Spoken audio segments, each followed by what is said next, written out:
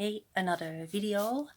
And this is about how important it is to document your healing journey, to find a reason not only why you got sick, but to prevent from getting sick again. And I made a video about this before, but it is also very important to have the objective truth written down so that other people cannot gaslight you into thinking that the cause of the disease is something else, because there are people that are part of the cause of your disease and they want to wash their hands clean from it. And I'll just give you an example. When I was young, I got anorexia. Now, a child doesn't just get anorexia like that. There is a whole construct in the environment that caused it. Never feeling good enough, the jealousy of the people of the family, never celebrating successes. There are so many things that caused me to have this illness, and because I wasn't defending me with my mouth, it's my body who spoke for me. And that is how I got sick. And when I got removed out of that environment, thanks to my doctor at that time, Stratenes, and also my grandmother, she actually brought me closer to God. So I think all things, they end up for good. And and after that, I moved away from my family and I went to Canada and I rebuilt my life. I married, bought a house, we had two dogs. I was working at the government as a French teacher and I had my own life again. But because I was like the scapegoat of the family, of course, now I was no longer in their control. And the scapegoat is like you're the garbage bin. And now they were stuck with their garbage. So guess what they wanted? They wanted me back, right? So after my divorce and when my dad got cancer, I was torn between, going, to the Netherlands or staying in Canada. I ended up going back here to the Netherlands and I got sick again. Actually, when I was in Canada, they forced themselves into my life and again they never let me go. That they wanted to have that control. And that is not healthy. That's not a healthy love, right? The children, they come through you, but they are not for you. And I think when I was young as well, I was very good in sports. I was very creative, but I was a little bit slow in school in the beginning because I was always daydreaming and I was always criticized for that. But actually, I proved them wrong later on because I excelled in the French language. And, once you get interested in the discipline, then, you can work really hard for it. But then that was not recognized either, and I proved her wrong again later on. So when I came back here in Holland, it's my former French teacher.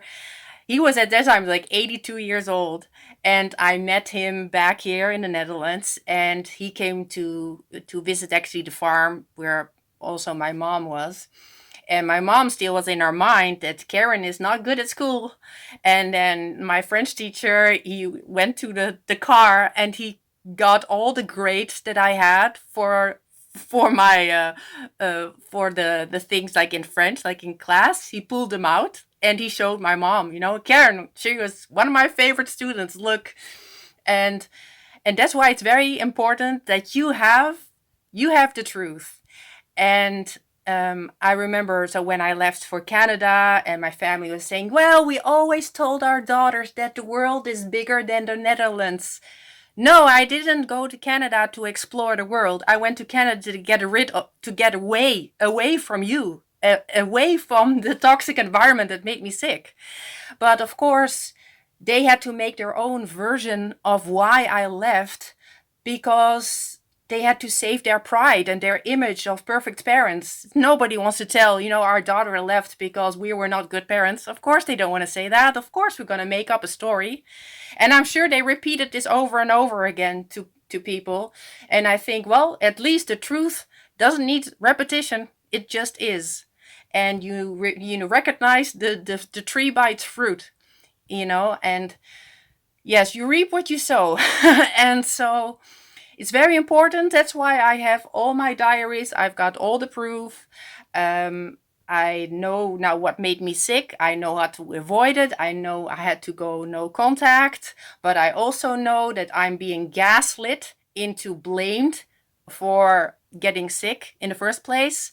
And I think, especially when I was a child, you're dependent on your parents. You cannot really say something. You've got a sister that's always jealous, and I was not able to defend myself. I was like 2 years younger as well than my sister, and my mom used triangulation, so she set my sister up against me.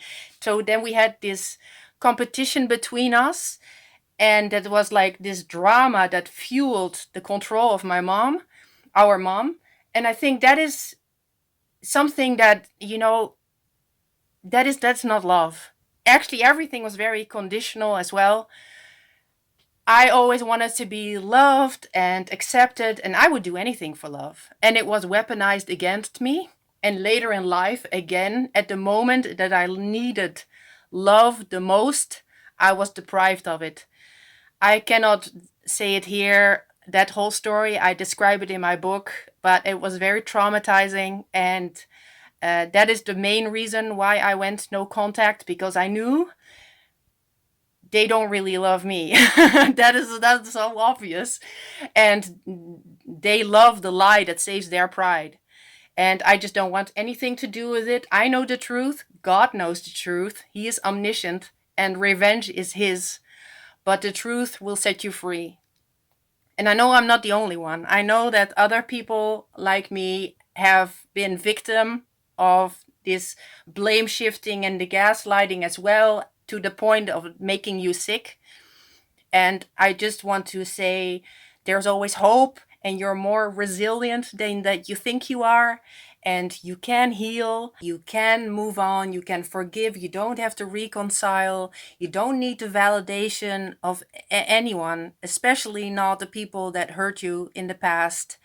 And you can move on with your life and be happy. And trust God, not man. And that's the most important thing to remember. So, yeah, that's it. Bye.